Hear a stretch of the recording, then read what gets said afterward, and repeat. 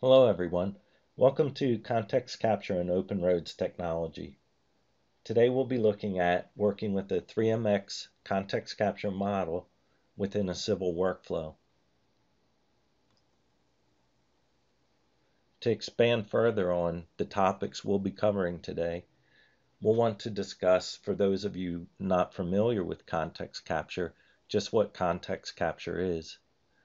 To expand on that, we'll look at the files within context capture, including a 3MX, and what are the distinct advantages of a 3MX.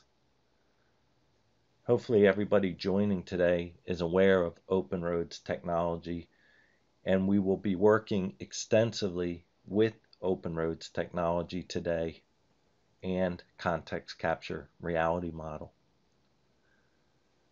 And then finally, we'll finish up with some tips on how to visualize and incorporate these two files or these two technologies to make your output and your productivity even better than it is currently. Many of you are aware, or perhaps you've attended a context capture demonstration in your recent history. Context capture is a reality modeling software recently acquired by Bentley Systems in January of 2015. The software takes basic digital photographs and generates a 3D model. Now, this model can be generated as many different formats, including a texturized mesh, again in many different formats, the most efficient of which will be your 3MX file. The 3MX file is a multi-resolution mesh, and this is what gives us the scalability within context capture. Other formats that may be of interest to a civil designer would be the POD or LAS point cloud file formats that can also be derived from the mesh. Other formats still would include DSMs or orthophotos and many other common file sharing formats that may be weighted or very heavy in file size and in a MicroStation environment would not be necessary to use. For the civil user, the workflow would look like this. We would first bring in the multi-resolution 3MX file of the area captured, or the reality mesh we call it. We would attach that to a design file. We would then drop the application element of the 3MX to a MicroStation mesh using a basic MicroStation drop command. Because the multi-resolution mesh is a tileized mesh, we would need to then stitch the area back together. We would then featureize the mesh using the Open Road technology featurization components. We would then work with the mesh much as we would work with any other terrain surface within Open Roads technology. We could then use that mesh or that surface in our civil profiles, corridors, or cross sections. So let's look at the subject we'll be working with today. Today we'll be working on a reality mesh. What you see here is simply a 3MX file reality mesh gathered from context capture as a result of 2 flights with a drone over a small city. We'll now begin working with this mesh.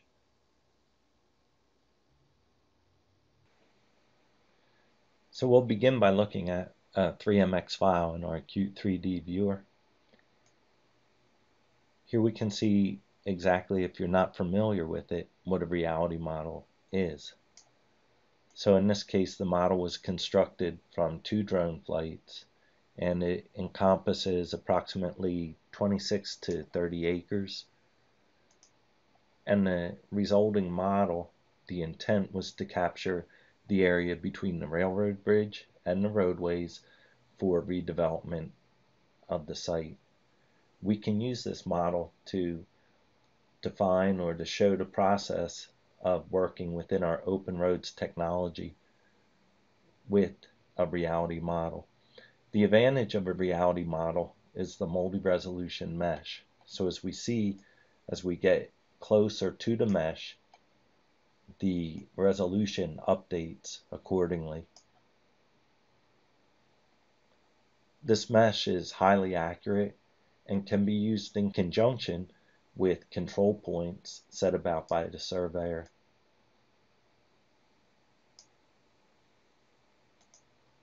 So let's start by bringing this mesh into our design file. To begin the process, we have to start with open roads technology. In this case, we'll be working in the latest release running on the Power Platform Select Series 4 MicroStation. We'll be using our example workspace, and we'll set up a new design file for our 3MX surface.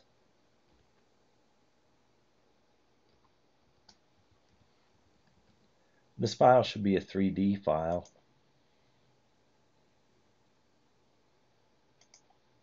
We'll be using imperial units, and once open, we'll set a coordinate system accordingly.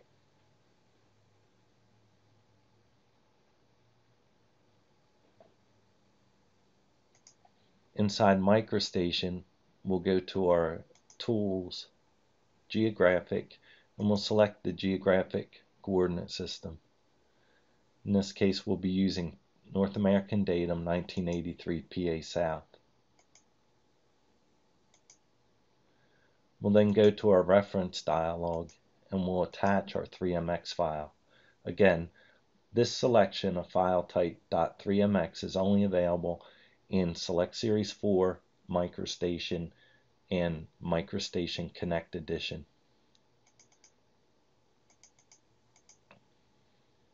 We'll use the interactive attachment, and because I know the 3MX file was projected in a SRS of UTM-17, we'll use the geographic reprojection option.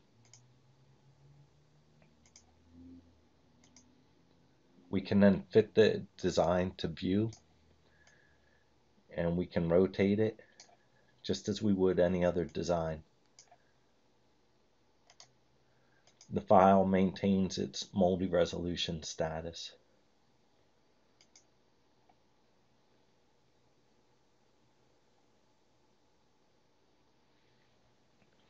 We'll now want to drop this mesh. Because we're working on a 32-bit application, we'll need to be aware of the file size. We could easily run our machine out of memory if we load too large of a file, such as the entire city of Philadelphia. So in this case, we'll use the element information command and we'll select our 3MX. We'll look at the export resolution and we can modify that if needed.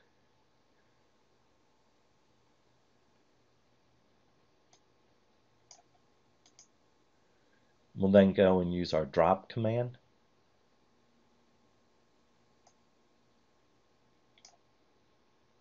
And let's pin that taskbar open. And we want to drop our application element.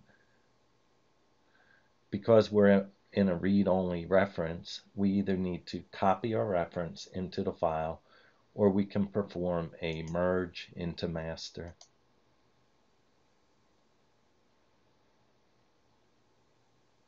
So what we'll do is we will do a merge into master.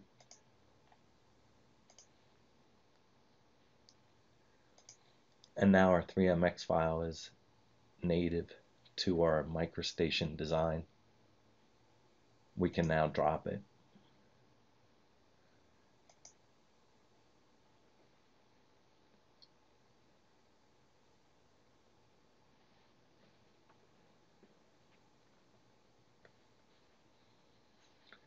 Once brought in, our multi-resolution mesh has now been brought in at the resolution specified. There are areas in the mesh, such as light poles, that we could, if need be or if desired, we would remove these from the mesh in the 3MX format. Next, we're going to join the mesh into a solid mesh where we need it. So as you can see, the tiles are individual tiles, and for them to be useful in our environment, we need to stitch those together. So we'll rotate our file to the top, and we'll use selection by shape, and we would stitch together as much or as little of the mesh as we needed.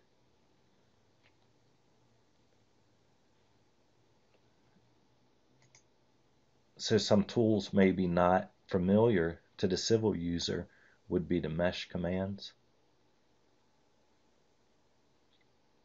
And under the mesh commands, we want to locate the stitch mesh command. So where it says stitch into mesh, and then we can select any tile. And now what we'll find is this entire area has now been generated into one solid mesh.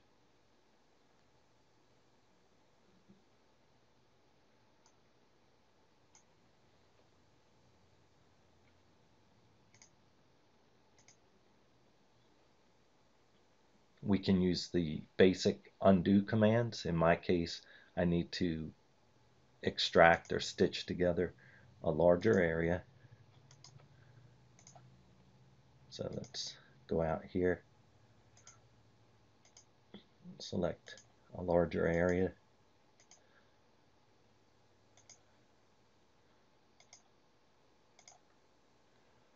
and again we'll use our stitch into mesh command.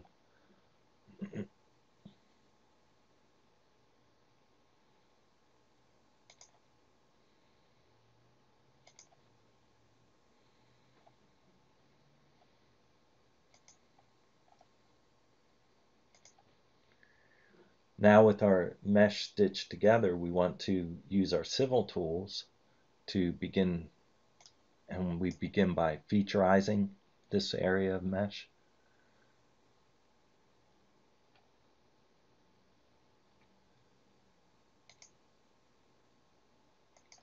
So we're going to set our feature type to surface. We'll use the feature definition of existing boundary.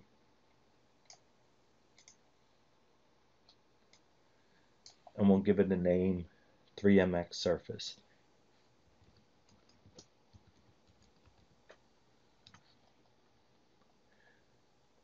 We'll data point, and now we have our new surface.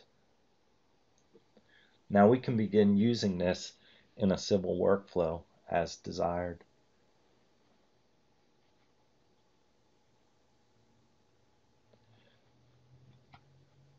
So to do this, we'll create a new file.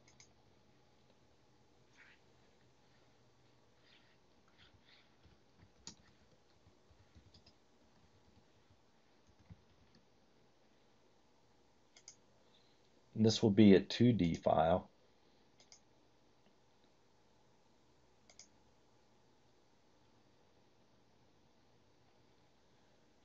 Again, we'll go into our Tools, Geographic, we'll select our coordinate system that we'll be designing in.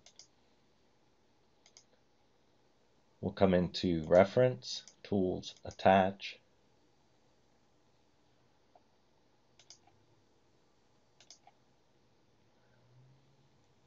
and we'll grab our 3MX surface file.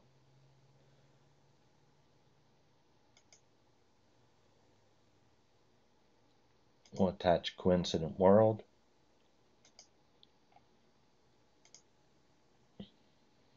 And we see our surface.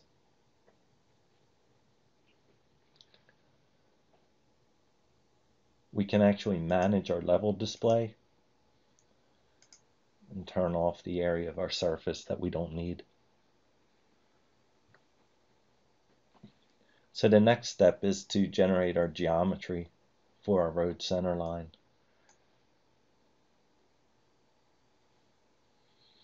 So we can come in now. We'll come in and use our horizontal geometry commands.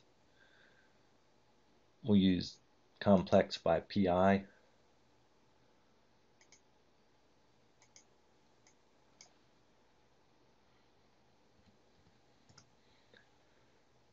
And we'll set our feature definition.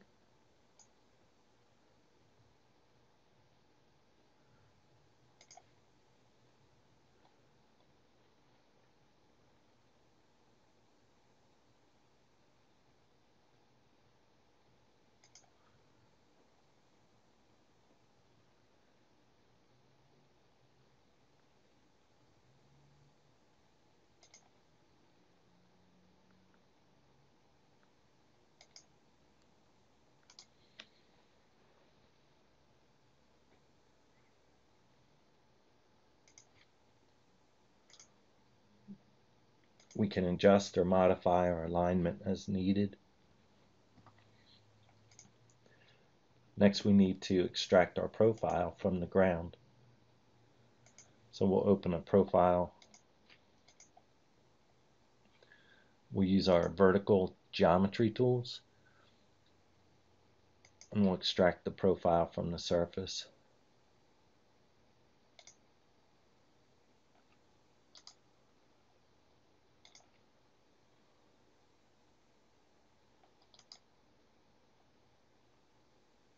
Set a starting station and an ending station.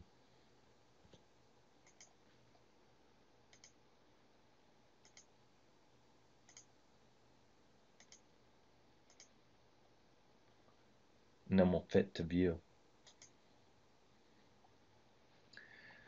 Now it's important to understand the limitations of the mesh surface, and more so the limitations of our civil tools. So as we can see, there's fragments of our surface up in the air. These fragments come from artifacts that may be light posts or signs or any other crossing feature, because the 3MX file is a true three-dimensional file. It can occupy more than one Z position within the mesh. Our civil tools are limited to only one Z position. So for this reason, we cannot directly use the profile as our active profile. This would simply cause too many issues. So what we'll do is we'll use the profile as ground, and then we'll generate a best fit type vertical alignment. So we'll generate a quick profile by complex profile by VPI.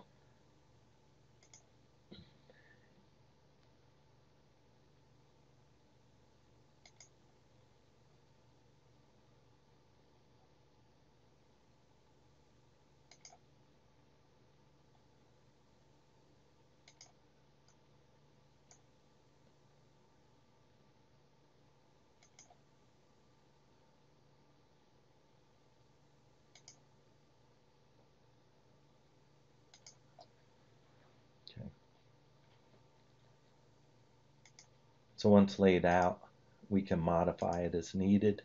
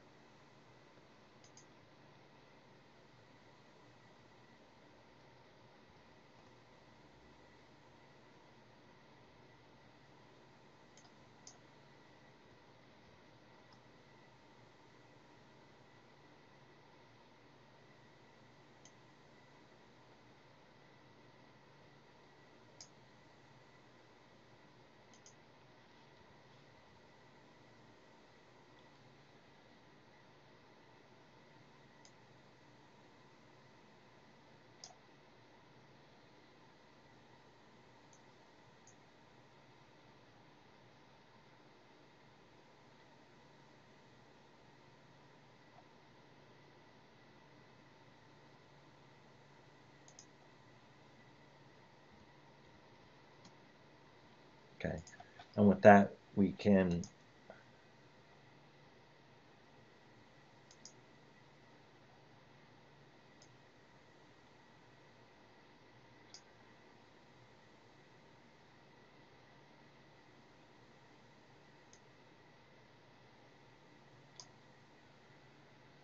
okay. So with that we're ready to now generate our corridor.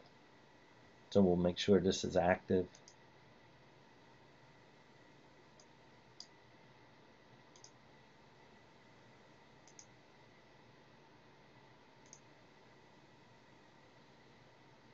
And now we can generate our corridor. So we'll come in, create, we'll use the active profile.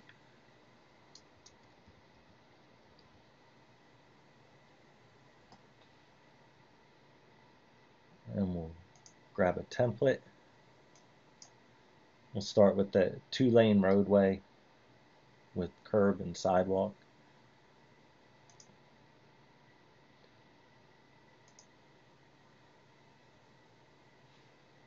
And we'll just lock that to the beginning and the ending. We'll set our interval drops every 10 feet.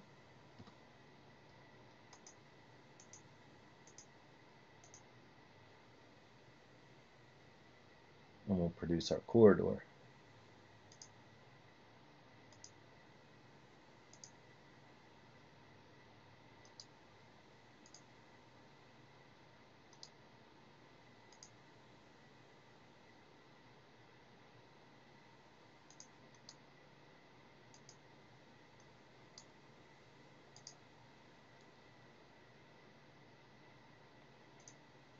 Let's change our design stage to design.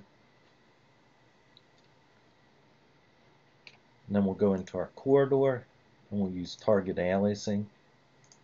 Locate our corridor. Here we'll see our 3MX surface. We'll add that.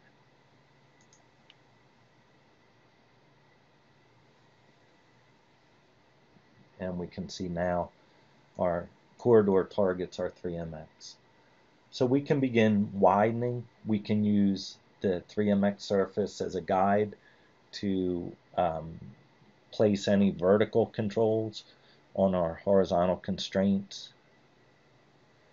But essentially this is how we can work with a 3MX file. If we were to go into our default 3D, again, we can work just like any other MicroStation element. We can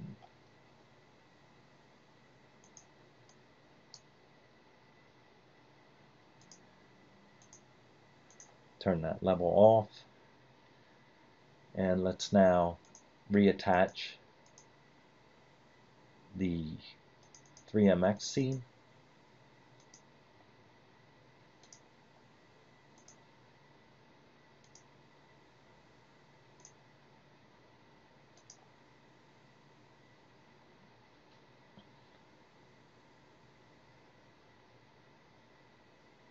And now we're ready.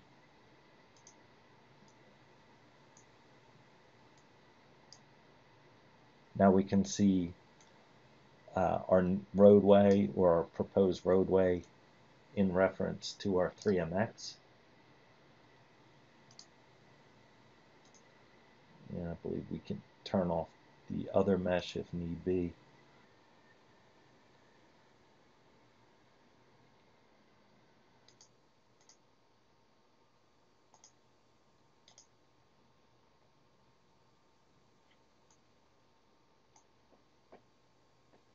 Okay, so now we can adjust our roadway accordingly. We can turn on our presentation mode.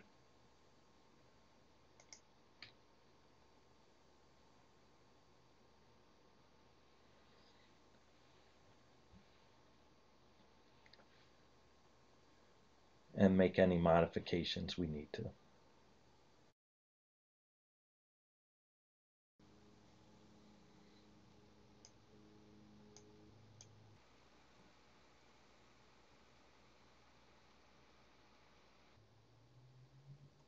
We would like to thank everybody for attending this presentation, and we ask you to look forward to more on how we can work with our 3MX or context capture within a civil environment in the future. Thank you.